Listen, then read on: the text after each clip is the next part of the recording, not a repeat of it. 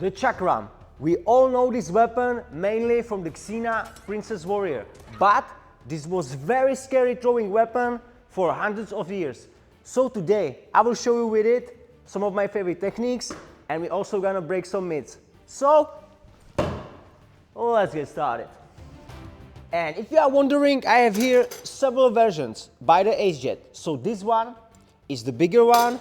We have also smaller versions. They are very similar to the Chakra, but this is even smaller because you can't put it on your wrist. But this is gonna be perfect for throwing as well. And we have also this, I don't know, this is like a medallion. Maybe you can put it on the neck. Not sure if in the airport would be fine. But this could be also using like for the self-defense. You could create a space, and I think you could also throw it in the worst case scenario. But I would definitely prefer this big version. So throughout the video, we're gonna be using this one. So let's go for the techniques.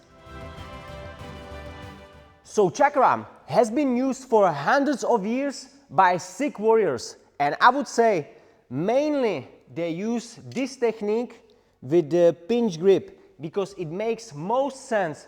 It's the most reliable, most accurate, and I would say this is gonna be the easiest to learn. So you're gonna grab the Chakram like this with the index finger and thumb from the side. You are careful so the Chakram, it's not like this, all right? Otherwise you could cut your hand from the release. So hold it and leave a little bit of space right here between the thumb and the index finger.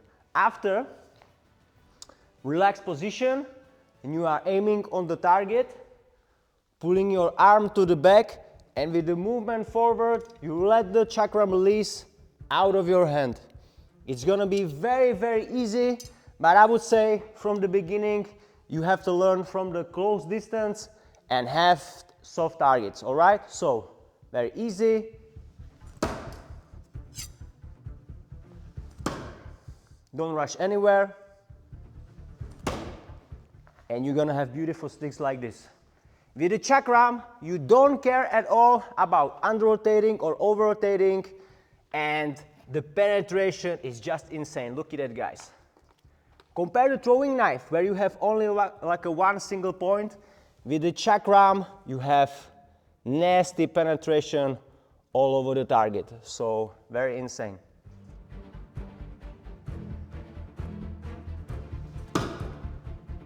If you are throwing frisbee, you definitely know this technique. It's gonna be sidearm throw. So, totally same grip like before with the index finger and thumb, called the pinch grip. And after, it's basically totally same like you would throw the frisbee from the side. Very easy. Don't rush anywhere. Very easy. Otherwise, it's totally same, everything like with the overhand throw. And this way, it's one of my favorite. It's the underhand throw. And you can also grab it like this. It could be pinch grip, like we tried before. It's no problem to throw it. But I believe more power you're gonna generate if you're gonna use the hammer grip like this. And after, it reminds like the bowling movement. Pulling your arm to the back, stretch it as you can, and just let it go forward and open your hand, and the Chakram will release naturally. Very easy, but like I said before, if you are a total beginner with the Chakram throwing, stay close from the target, otherwise you're not gonna hit it, all right?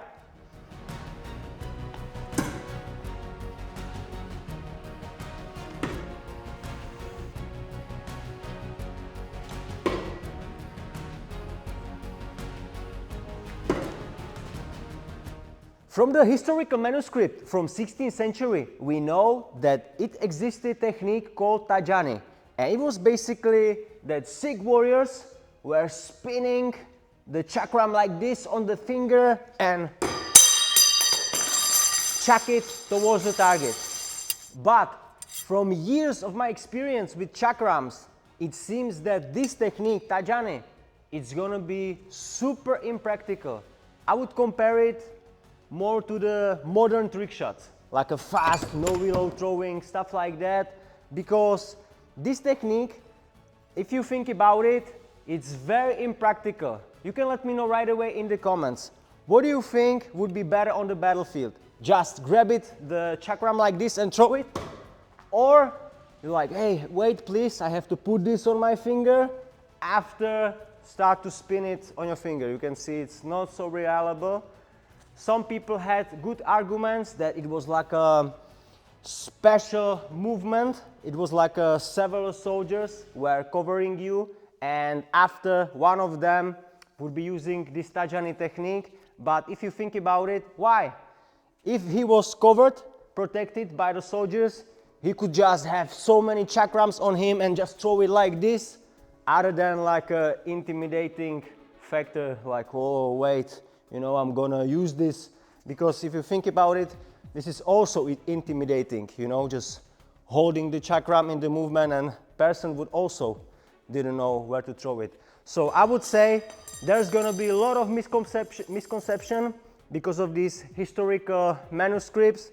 So I would say Sikh warriors, if they would want some really reliable technique, effective in the combat, I really believe that he wouldn't use this. It's no time for that on the battlefield, especially on the longer distances. So this is, in my opinion, nonsense, but let me know in the comments. I think the overhand and the sidearm would be best.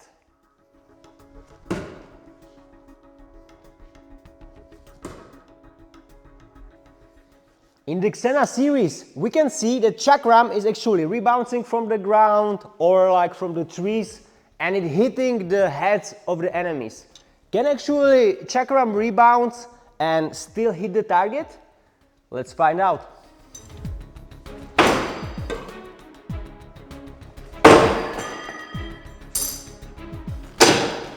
Wow! Finally!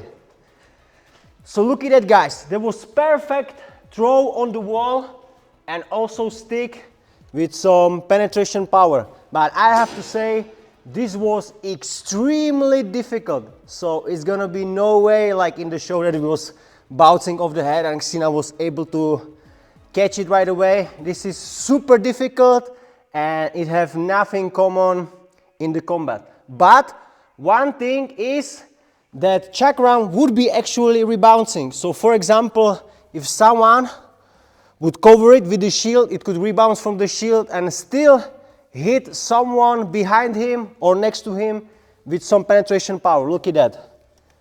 Wow. So even with the powerful rebounds, you could have still whole place like this.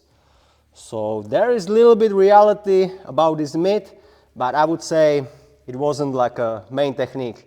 The rebounds would be just lucky.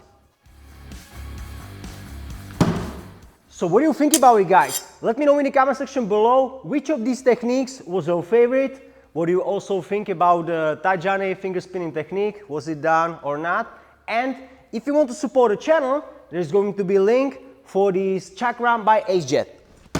But for today, that's it. So thank you, buddy, for watching. Share, like, comment, subscribe, and see you next time.